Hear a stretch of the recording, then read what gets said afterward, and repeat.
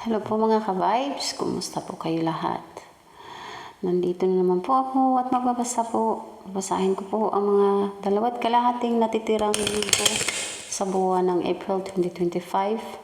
So tignan po natin kung ano po ang pag-ibig, mensahe sa pag-ibig at kapirahan para po kay Pisces. So Pisces, hello Pisces. So, tignan po natin kung ano po ang mensahe po para sa inyo. Galing po sa inyong angel spirits, angel guides, at kay universe. So, hindi po tayo nag-guide.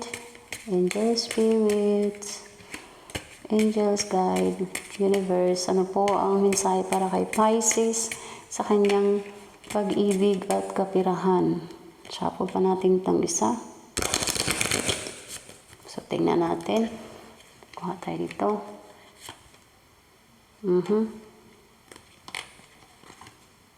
Oh, isa pa. Wow. So, Pisces, ito ay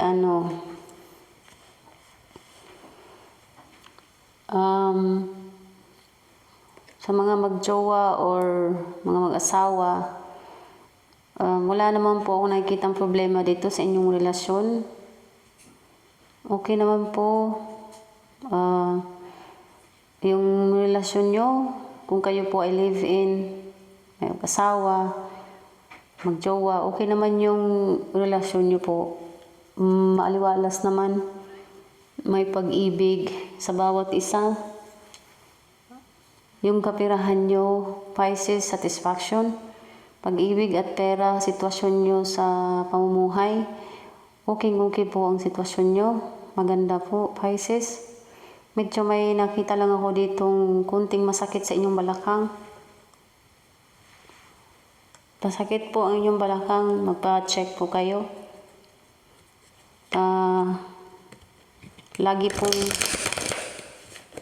kumikirot sa balakang at sa likod ng inyong, ano ba to? Ano bang tawag niyan? Hindi siya tuhod. Yun sa, ano ng tuhod? Sa likod. Ang pangalan niyan, ano bang pangalan niya? Basta may ano din kayo naramdaman. Hindi siya sa tuhod Dito talaga siya sa Bisaya pa yan. Parang bagtak. Dito sa may ano siya. Pag naglakad kayo, sumasakit siya na kumikirot. Yan nakikita ko. Naramdaman ni Pisces.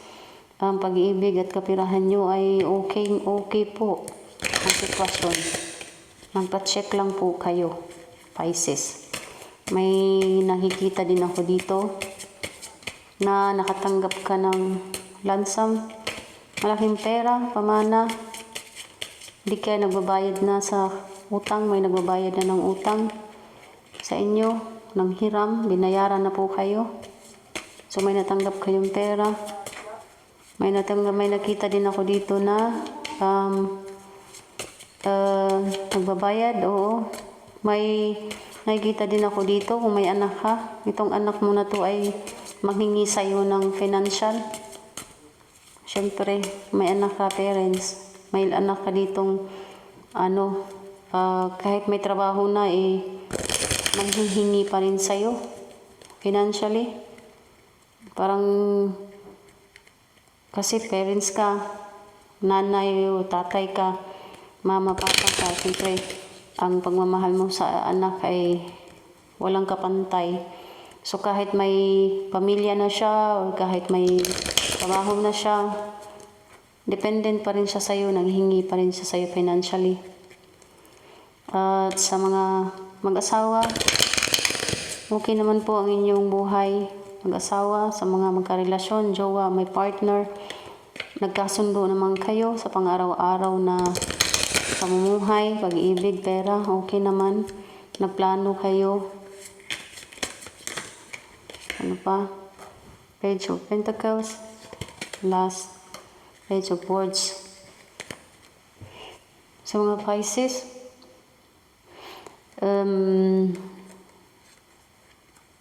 may balak ka pong maglalakbay, magbalak kang laylayo, may balak kang gusto mo nang umalis sa lugar na yan. may plano kang gusto mo nang lumaya sa sitwasyon, may plano kang magbakasyon muna, magpahinga, inhale, exhale, yun ang gusto mo. May nakita din ako dito na naginip ka ng may papel na empty na papel ang nakita mo sa inyong panaginip. Empty na papel at binigyan walang nakasulat, as in papel lang talaga siya na plain na nakikita mo sa iyong panaginip. May nakikita din ako dito na sa iyong paglalakbay, happy ka po. Plano mong magbakasyon kung saan ka man sa sulok ng mundo ngayon.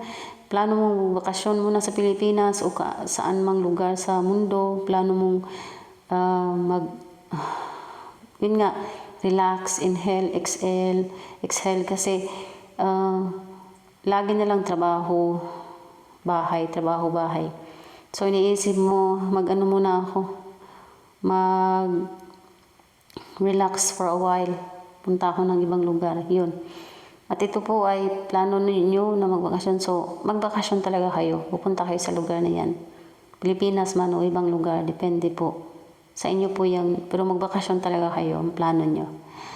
At ito, may nakita din akong bonus. Lump sum of money. May nakita ako ditong pamana. Nanalo. May nakita din ako ditong parang sabong. Huwag naman po yung mga ganyang sugal. Please po, kung pwede lang po, huwag po kayong nagsugal. Huwag nyo pong ikaril ang pagsusugal kasi mga ganyang klaseng bisyo ay wala talagang maidulot na yan. Pasensya na po, ang aking anak ay dumaan na naman. May nakikita din ako dito. Pisces, may magsusurpresa po sa inyo. Basta surprise siya na matatanggap mo.